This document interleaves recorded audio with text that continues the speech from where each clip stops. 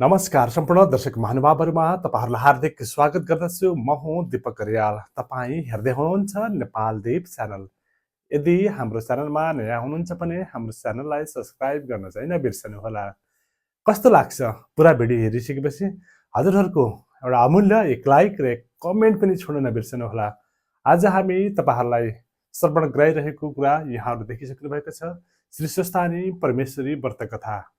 व्रतकथाको आजको हाम्रो उपासना गर्दछौँ। उपासना गर्नुभन्दा पहिला अथवा श्रवण गर्नुभन्दा पहिला हामी प्रार्थना गर्ने गर्दछौँ। त्यसको लागि हामीले हातमा फूल लिएर हात जोड्नुपर्ने हुन्छ। तपाईजना सबैजनाले हात जोडेर बस्न सक्नुहुन्छ। सम्भव हुन्छ भने, छैन भने तपाईँ श्रवण गर्न सक्नुहुनेछ।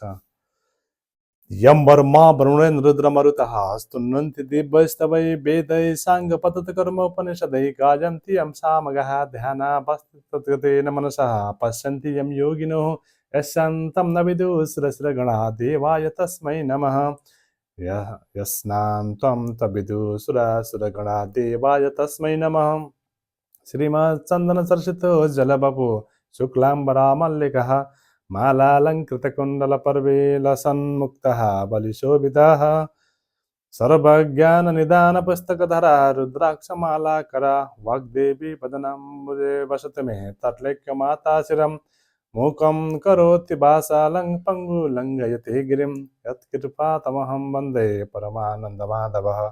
नमो भगवते तस्मै व्यासाय मिततेजसे यस्य प्रसादात् वक्ष्यामि नारायणकथामिमं नारायण नमस्कृत्य नमस्यैव नरोत्तमः देवी सरस्वती व्यासं ततो जयमुदीरये। अब हामी तपाईहरुलाई पञ्चविंश अध्याय अर्थात् 25 अध्याय श्रवण गराउन गइरहेका छौं।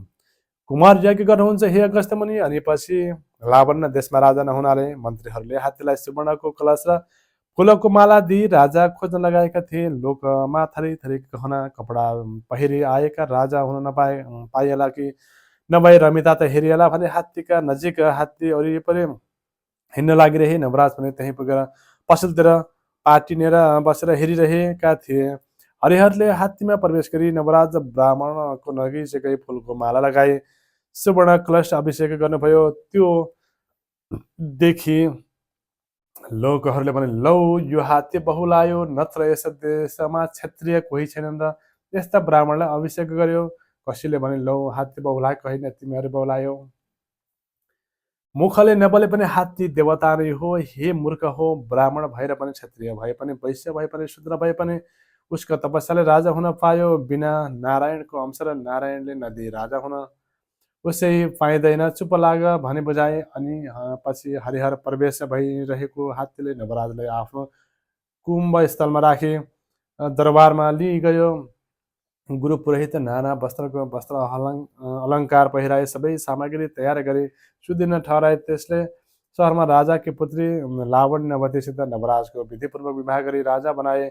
मन्त्रीहरूले हे महाशय, अभिषेक भएको छैन, सामग्री तयार छ, सुदिन ठहराई अभिषेक लिनु अवश्य भनी बिन्ती गरे। त्यो सुनि नवराज भन्दछन्, हे मन्त्रीवर्ग हो, मेरी महतारीले नदिए अरूको हतारको हातको अभिषेक कसरी ल्याउँ? चन्द्र ज्योति नगरमा बाहिर खरको झोपडी छ, त्यहाँ गोमा नामकी ब्राह्मणी छन्, ती मेरी ममतारी हुन्, चाँडै लिन पठाइदेऊ भनी नवराजले भनेको सुनि मन्त्रीहरूले म आफै जान्छु भनी पालाकी नाना वस्त्र अलङ्कार र फौज समेत लिई चन्द्रज्योति नगरमा गएर गोमा ब्राह्मणलाई भेटी प्रणाम गरे। हे मुमा महारानी, तपाईँका पुत्र नवराज लावण्य देशका राजा भइसके। उहाँको म मन्त्री हो, तपाईँ लिन पठाउनु भएको हुनाले म्यान आदि लिई त आएको छु।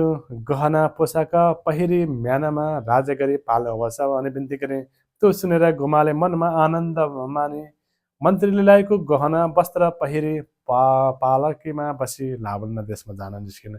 चन्द्रज्योति नगरमा स्त्रीहरूले त्यो थाहा पाएर हेर्न भने कोही कपाल फुकेका, कोही पटुकाको छेउ लतारेका, कोही छोराछोरी रुवाएका, कोही भात खान लागेका पनि त्यसै छोडी स्त्री हतपताउँदै निस्के।